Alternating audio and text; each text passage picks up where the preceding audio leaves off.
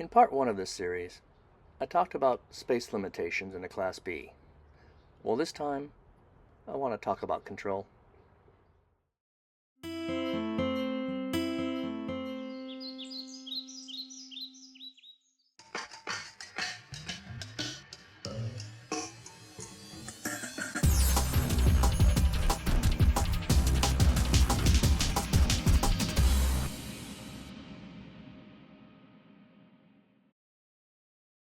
What do I mean by control? I mean everything from controlling power to controlling where you stop for the night, and even taking control of your own personal needs. I've divided this video into 5 sections: power, temperature, parking, DIY, and mindset.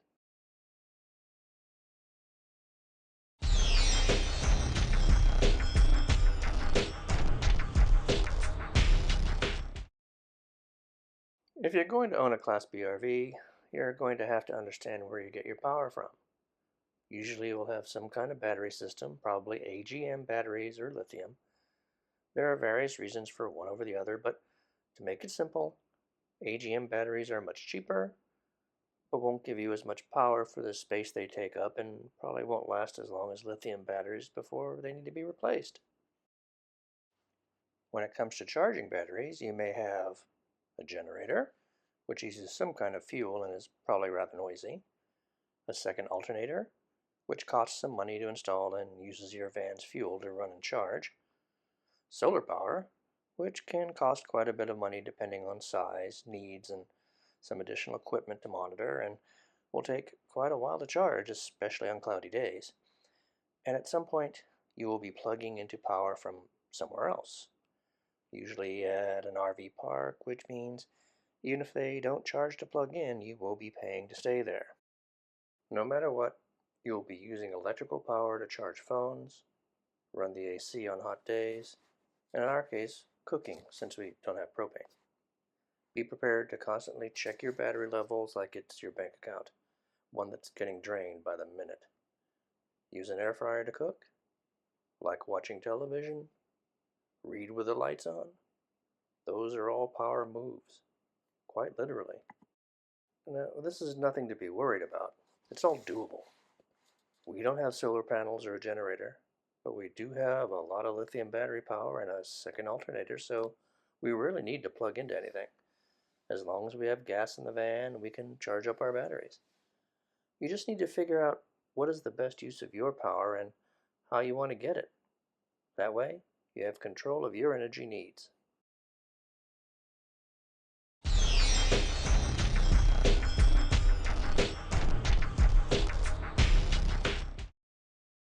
Class Bs aren't like a brick and mortar house. They're more like a thermos with metal walls that love to take on the outside temperature and make it all their own.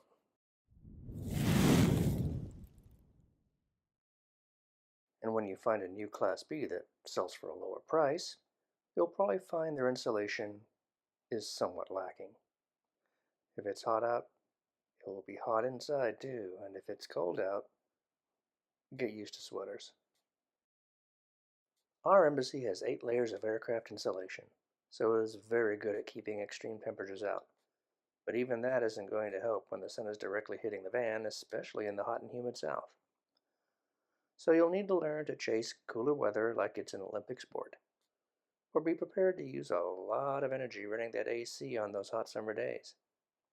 Basically, learn how to use your Class B and how it reacts to temperatures, and do whatever is best for that build and your needs.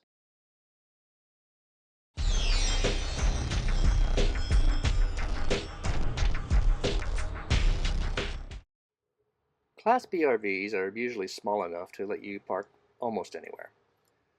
We have a split AC system, so no telltale unit on the roof, which makes us very stealthy. But stealth camping can be trickier than you think.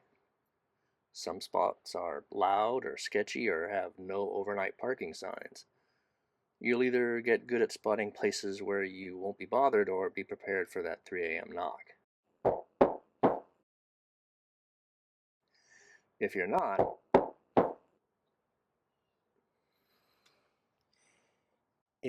ready to try out stealth camping, there are always places you can stay, like RV parks or joining harvest hosts.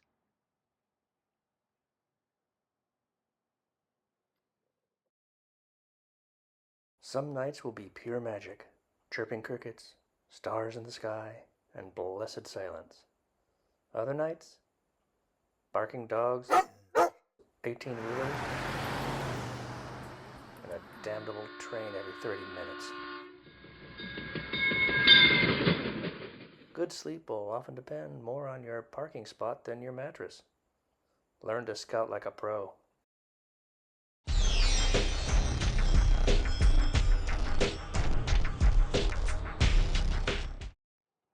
Everything in your van is a system: water, electrical, and so on. Something's going to break. Whether it's your water pump, your fridge, or just a drawer that won't stay shut, you'll need to get good at fixing things and used to tools like screwdrivers and headlamps. We haven't had that much happen in our RV, but we're prepared for emergencies, carrying tools and emergency road lights, jumpers, and extra fuses. Uh, we even have a professional air compressor to fill the tires, which we have had to do. And of course, there was the handy-dandy curtain my wife had to make. So we've completed the handy-dandy buttonholes so that we can hang this curtain from the shower curtain hooks and utilize it whenever needed. Much like the Scouts, be prepared.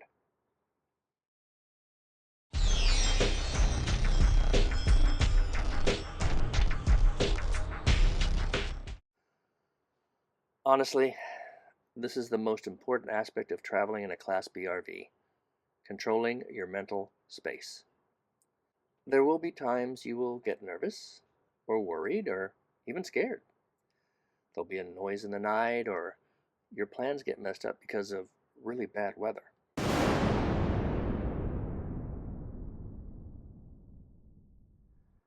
We had a tire that almost blew out and weren't sure if we were going to make it to a place to get it repaired. We did, of course, but at the time it was kind of iffy and nerve-wracking. Things happen, and your mindset matters. How you deal with issues is the key to a successful journey, and you need to be aware. Traveling in a small, moving house forces you to be flexible, minimalist, and patient. You either grow or you go home. Traveling in a Class B RV is not always glamorous or easy. It is give and take.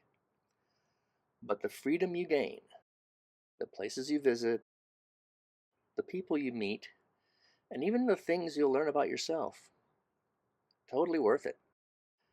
Go into RV travel with open eyes, a good toolkit, and no expectations. Let the journey be your guide. It makes all the difference in the world. Be seeing you.